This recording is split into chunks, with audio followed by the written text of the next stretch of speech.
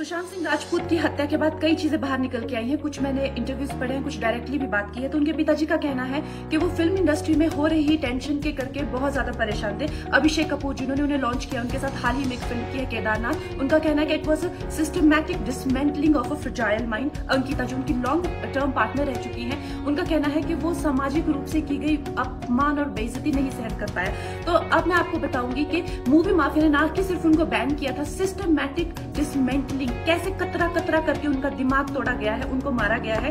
तो blind item आप इसलिए लिखते हैं क्योंकि आप जब झूठ लिखना होता है, आपको के अगेंस्ट कोई लीगल एक्शन नहीं लिया सकता क्योंकि आपका तो नाम ही नहीं लिखा, मगर उसकी जो डिस्क्रिप्शन होती है, जैसे मेरे बारे में लिखा जाएगा कि जिस लड़की के घुंघराले बाल हैं, जिसको नेशनल अवार्ड मिला हुआ है, साइकोटिक है, इस तरह से जो कि मनाली से डिस्क्रिप्शन पूरी दी जाएगी मगर नाम नहीं लिखा जाएगा। 23 अगस्त 2017 को बॉलीवुड लाइव सुशांत के बारे में लिखता है कि वो जब भी सेक्स करता है तो सिर्फ अपने ही गाने सुनता है, वो सबसे बड़ा नार्सिसिस्ट है।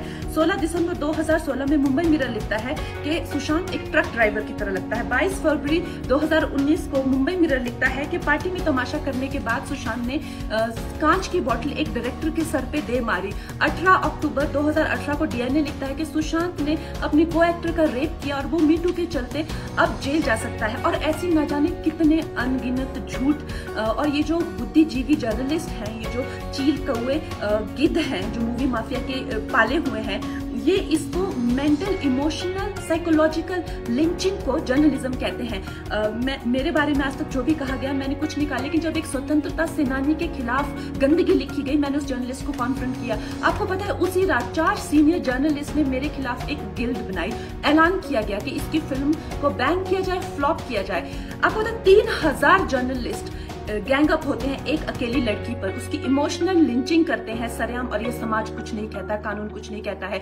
मैंने उन पे केस करने की कोशिश की मगर 1 महीने बाद वो गायब हो गई, मेरी फिल्म रिलीज हुई, गायब हो गई।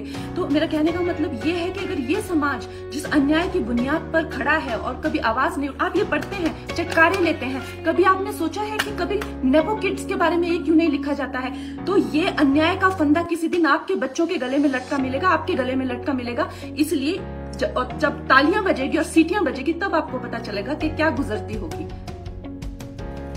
सुशांत सिंह राजपूत की हत्या के बाद कई चीजें बाहर निकल के आई हैं। कुछ मैंने इंटरव्यूज पढ़े हैं, कुछ डायरेक्टली भी बात की है। तो उनके पिताजी का कहना है कि वो फिल्म इंडस्ट्री में हो रही टेंशन के करके बहुत ज्यादा परेशान थे। अभिषेक कपूर जिन्होंने उन्हें लॉन्च किया, उनके साथ हाल ही में एक फिल्म की है केदारनाथ। उनका कहना है कि it was a systematic dismantling of a fragile mind. Ankita जो उनकी लॉन्ग टर्म पार्टनर रह चुकी है, उनका कहना है कि वो सामाजिक रूप से की गई अपमान और बेइज्जती नहीं सहन कर पाया।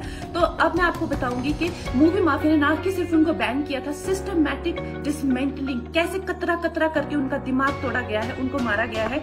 तो ब्लाइंड आइटम आप इसलिए लिखते हैं क्योंकि आप जब झूठ लिखना होता है, आपको के अगेंस्ट कोई लीगल एक्शन नहीं लिया सकता क्योंकि आपका तो नाम ही नहीं लिखा, मगर उसकी जो डिस्क्रिप्शन होती है, जैसे मेरे बारे में लिखा जाएगा कि जिस लड़की के घुंघराले बाल हैं, जिसको नेशनल अवार्ड मिला हुआ है, साइकोटिक है, इस तरह से जो कि मनाली से डिस्क्रिप्शन पूरी दी जाएगी मगर नाम नहीं लिखा जाएगा। 23 अगस्त 2017 को बॉलीवुड लाइव सुशांत के बारे में लिखता है कि वो जब भी सेक्स करता है तो सिर्फ अपने ही गाने सुनता है, वो सबसे बड़ा नार्सिसिस्ट है। 16 दिसंबर 2016 में मुंबई मिरर लिखता है कि सुशांत एक ट्रक ड्राइवर की तरह लगता है। 22 फरवरी 2019 को मुंबई मिरर लिखता है कि पार्टी में तमाशा करने के बाद सुशांत ने कांच की बोतल एक डायरेक्टर के सर पे दे मारी। 18 अक्टूबर 2018 को डीएनए लिखता है कि सुशांत ने अपनी को एक्टर का रेप किया और वो मीटू के चलते अब जेल जा सकता है। और ऐसी न जाने कितने अनगिनत झूठ। और ये जो बुद्धिजीवी जर्नलिस्ट हैं, ये जो चील कौए गिद्ध हैं जो मूवी माफिया के पाले हुए हैं, ये इसको मेंटल इमोशनल साइकोलॉजिकल लिंचिंग को जर्नलिज्म कहते हैं। मेरे बारे में आज तक जो भी कहा गया मैंने कुछ नहीं कहा, लेकिन जब एक स्वतंत्रता सेनानी के खिलाफ गंदगी लिखी गई, मैंने उस जर्नलिस्ट को कॉन्फ्रंट किया। आपको पता है उसी रात 4 सीनियर जर्नलिस्ट ने मेरे खिलाफ एक गिल्ड बनाई। ऐलान किया गया कि इसकी फिल्म को बैन किया जाए, फ्लॉप किया जाए। आपको पता है 3000 जर्नलिस्ट गैंग अप होते हैं एक अकेली लड़की पर, उसकी इमोशनल लिंचिंग करते हैं सरेआम, और ये समाज कुछ नहीं कहता, कानून कुछ नहीं कहता है। मैंने उन पे केस करने की कोशिश की मगर 1 महीने बाद वो गायब हो गई, मेरी फिल्म रिलीज हुई, गायब हो गई। तो मेरा कहने का मतलब ये है कि अगर ये समाज जिस अन्याय की बुनियाद पर खड़ा है और कभी आवाज नहीं, आप ये पढ़ते हैं, चटकारे लेते हैं, कभी आपने सोचा है कि कभी नेपो किड्स के बारे में ये क्यों नहीं लिखा जाता है?